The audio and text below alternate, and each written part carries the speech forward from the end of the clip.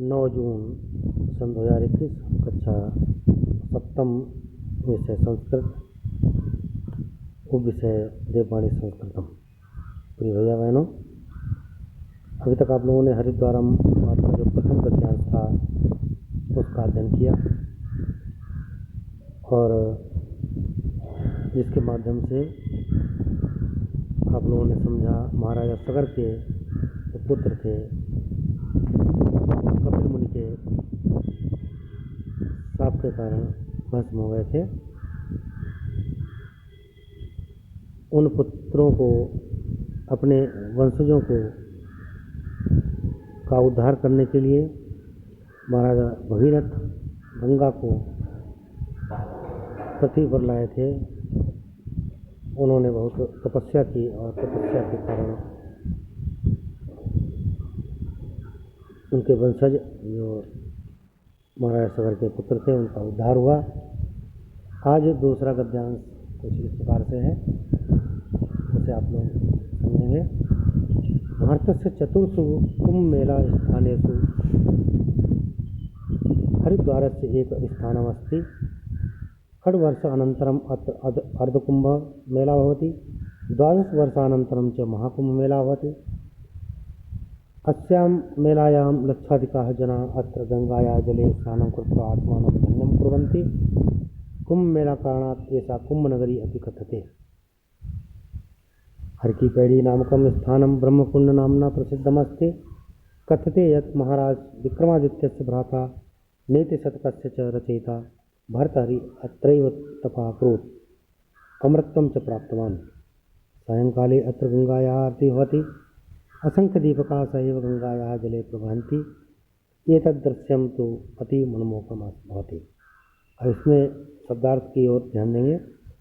भारतस्य चतुर्षु माने 4 स्थानेषु स्थानों में, हरिद्वारस्य हरिद्वार का, षड्वर्ष माने 6 वर्ष, अनंतरम पश्चात के बाद में, अत्र यहाँ, 12 माने 12, वर्षानंतरम वर्ष के बाद, च का अर्थ है और, लक्षाधिका माने 1 लाख से अधिक, जना माने लोग, स्नानम कृत्वा माने स्नान कर, आत्मानम माने अपने, कारणात् कारण से, ऐसा यह कथ्यते कहा जाता है, यत् की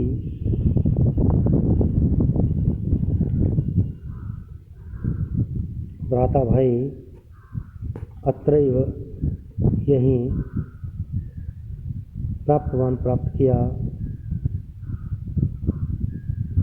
सहैव साथ ही, ये तदृश्यम यह दृश्य, तो अति बहुत ही मनमोहकम मन को अच्छा लगने वाला, सुंदर।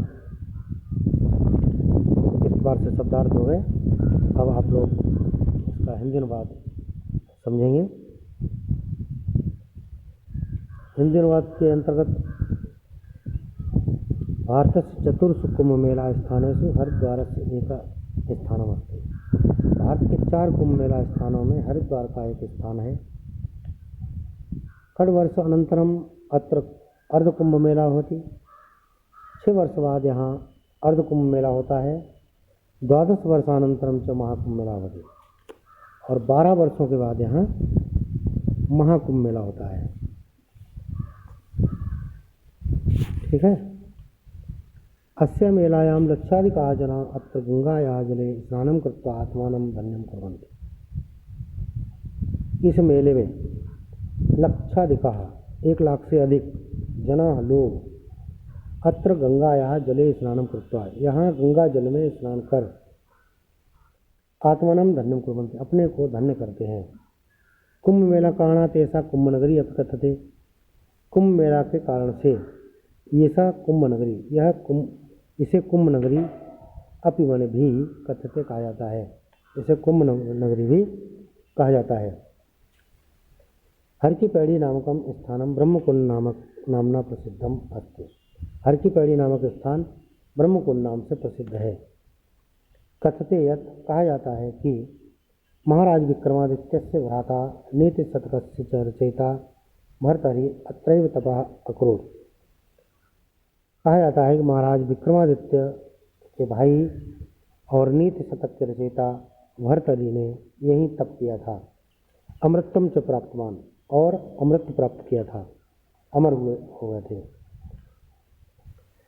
सायंकाले अत्र गंगाया आरती होती, सायंकाल में यहाँ गंगा आरती होती है। असंख्य दीपका सहैव गंगाया जले प्रवहन्ति, असंख्य दीपकों के साथ, असंख्य दीपक गंगा जल के साथ प्रवाहित होते हैं, गंगा जल में प्रवाहित होते हैं।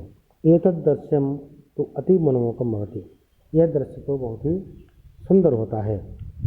ऐसा हिंदी अनुवाद भी आप लोगों ने समझा किया, एक बार पढ़कर बता दे रहा हूँ। भारत के 4 कुंभ मेला स्थानों में हरिद्वार का एक स्थान है। 6 वर्ष बाद यहाँ अर्ध कुंभ मेला होता है और 12 वर्षों के बाद महाकुंभ मेला का आयोजन होता है। इस मेले में लाखों लोग यहाँ गंगा के जल में स्नान कर अपने को धन्य करते हैं, अपने को क्या को आएगा धन्य करते हैं। कुंभ मेला के कारण से इसे कुंभ नगरी भी कहा जाता है। हर की पैड़ी नामक स्थान ब्रह्मकुंड नाम से प्रसिद्ध है। कहा जाता है कि महाराज विक्रमादित्य के भाई भर्तहरि ने यहीं तप किया था, यहीं तप किया था और अमृत प्राप्त किया था। सायंकाल में यहाँ गंगा आरती होती है। असंख्य दीपक गंगा जल में प्रवाहित होते हैं। यह दृश्य तो बहुत ही मनमोहक होता है। ठीक है, इस प्रकार से आप लोगों ने हिंदी अनुवाद समझा। संस्कृत को बार बार आप लोग जिसे कठिन लग रही है वो बार बार पढ़ेंगे, क्योंकि संस्कृत हिंदी का एक शुद्ध रूप है, कोई भिन्नता नहीं है हिंदी और संस्कृत में। संस्कृत में कुछ आधे अक्षर हैं, अनुस्वार है, विसर्ग है, अनुनासिक है और आधे अक्षर हैं, उनको पढ़ने का अभ्यास करेंगे तो निरंतर इसमें सुधार आएगा। अब जैसे यहाँ पर लिखा है भारतस्य, भारत आधा सा बना हुआ है, यह भारतस्य संस्कृत हो गई, षष्ठी विभक्ति लगी हुई है। चतुर्सु है ना, चतुर्सु लिखा है। अब हिंदी में लिखते 4 लिख देते। कुंभ मेला हिंदी का ही है, स्थान हिंदी में लिखते ही हो, एक ही मात्रा बन गई तो स्थानेषु, सा में चतुर्थ मात्रा है तो स्थानेषु हो गया। हरिद्वार लिखते ही हो आप, हरिद्वारम ऊपर लिखा हुआ है, संस्कृत बन गई। केवल हरिद्वार लिख देंगे हिंदी हो गई। ठीक, हरिद्वारस्य एक, ठीक है, तो इसमें लिखने में कोई कठिनाई नहीं है, एकम आ जाएगा। स्थाने हरिद्वारस्य एकम स्थानम अस्ति। षड्वर्ष अनंतरम अत्र अर्ध कुंभ मेला होती। कोई कठिनाई हो बताओ, साथ साथ आप लोग पढ़ रहे हो, आपको पढ़कर बता रहा हूँ तो उसको रिपीट करते रहेंगे, कोई दिक्कत नहीं आएगी। द्वादश बोलिए, द्वादश वर्षानंतरम च महाकुंभ मेला होती। अस्यां मेलायां लक्षाधिकाः जनाः अत्र गंगायाः जले स्नानं कुर्वन्ति, स्नानं कृत्वा आत्मानं धन्यं कुर्वन्ति। साथ पढ़ते रहें। कुंभ मेला कारणात् ऐसा कुंभ नगरी अपि कथ्यते, कुंभ मेला कारणात् ऐसा कुंभ नगरी अपि कथ्यते। हर की पैड़ी नामकं स्थानं ब्रह्मकुंड नाम्ना प्रसिद्धमस्ति। कथ्यते यत् महाराज विक्रमादित्यस्य भ्राता नीतिशतकस्य च रचयिता भर्तहरि अत्रैव तपः अकरोत्, अमृतं च प्राप्तवान्। सायंकाले अत्र गंगायाः आरती भवति। असंख्य दीपकाः सहैव गंगायाः जले प्रवहन्ति। एतद्दृश्यं तु अतीव मनमोहकं भवति। है ना, आसानी से धीरे धीरे पढ़ा, आप लोगों को समझ में आ गया होगा।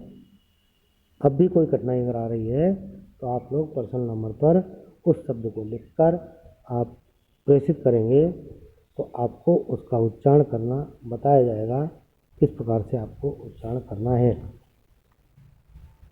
निरंतर समय, जितना समय आप संस्कृत पढ़ने को दोगे उतना ही संस्कृत और अच्छी ढंग से आपको पढ़ने में आएगी। तो अच्छे ढंग से अगर पढ़ना है, समय देना है और एक एक शब्द को ध्यानपूर्वक पढ़ना है, मिलाते हुए पढ़ना है, तो कोई दिक्कत नहीं होगी। जब इसको आप लोग समझ लोगे, अरे ये तो बहुत कठिन है, इसको कैसे पढ़ पाएंगे, ये संस्कृत है, संस्कृत हमें पढ़नी नहीं आती है, ये सारी बातें जब मन में आएंगी तो वास्तव में यह नहीं आएगी।